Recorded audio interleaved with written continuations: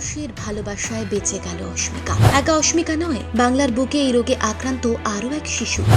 অস্মিকার 9 কোটির ইঞ্জেকশনের টাকা কিভাবে আদতে জোগাড় হলো জানেন? স্পাইনাল মাস্কুলার অ্যাট্রফি কতটা মারাত্মক। অস্মিকার মতোই কি তাহলে বেঁচে যাওয়ার আশা রয়েছে বাংলার আরও এক শিশুর প্রাণ? বাংলায় এই বিরল রোগ স্পাইনাল মাস্কুলার অ্যাট্রফিতে আক্রান্ত আরও এক শিশু। দক্ষিণ 24 পরগনার সোনারপুরের হৃদিকা দাস তাদেরই একজন। তার মা হৈমন্তী দাস জানাচ্ছেন, আমার একটাই অনুরোধ মুখ্যমন্ত্রীর কাছে, দয়া করে আমাদের মতো মায়েদের পাশে দাঁড়ান। 9 কোটির ওষুধ আমাদের পক্ষে কেনা সম্ভব নয়। মাত্র 17 মাস বয়সের ছোট্ট অস্মিকা, নিশ্চয়ই শুনেছিলেন তার কথা। বিরল ও ভয়ঙ্কর জিনগত রোগ স্পাইনাল মাস্কুলার অ্যাট্রফি তার দেহকে ধীরে ধীরে নিঃশেষ করে দিচ্ছিল। অস্মিকার চিকিৎসার জন্য প্রয়োজন ছিল পৃথিবীর অন্যতম ব্যয়বহুল ওষুধ জোলজেনসামা ইনজেকশন, যার দাম 16 কোটি টাকা। অবশেষে মানুষের ভালোবাসা বাঁচিয়ে দিল অস্মিকাকে।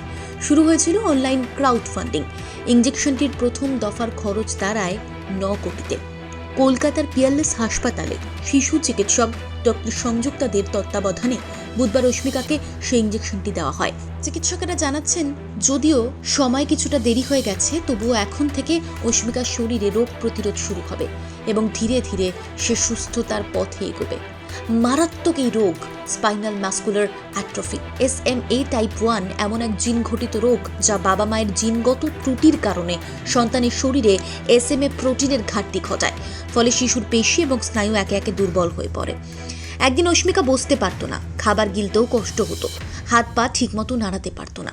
তার বাবা মা এখন আশা করছেন যে এগুলো সে অনেকটাই করতে পারবে।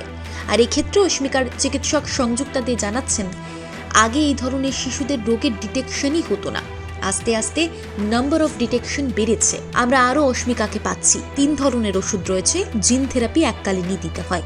এই ওষুধগুলো যখন আমরা বাইরে থেকে আনানো শুরু করছি, তখন রেয়ার ডিজিজ পলিসি ছিল না। এই পলিসি হওয়ার পরে কিছু পোর্টালের মাধ্যমে ওরাল মেডিসিন পেয়েছি, কিন্তু খুবই অল্প সংখ্যক। চিকিৎসক আরও জানাচ্ছেন, এই সবই ব্যয়বহুল। সরকারি বেসরকারি ফান্ডিং এর প্রয়োজন। ভারতে যদি তৈরি করা যায়, তার প্রচেষ্টা একান্ত জরুরি। তাই অস্মিকাকে দেখে আশায় বুক বাঁধছেন সোনারপুরের হৃদিকা দাসের মাও। তিনি জানাচ্ছেন, আমার মেয়েও টাইপ 1-এ আক্রান্ত। আমার মেয়েকেও ভেন্টিলেশনে দিতে হয়েছিল। অস্মিকার বাবাকে দেখেও আমরা লড়াই করার সাহস পাচ্ছি। আমাদের এখনো পর্যন্ত 1,11,00,000 টাকা উঠেছে। মোট 9 কোটি টাকা দরকার এককালে।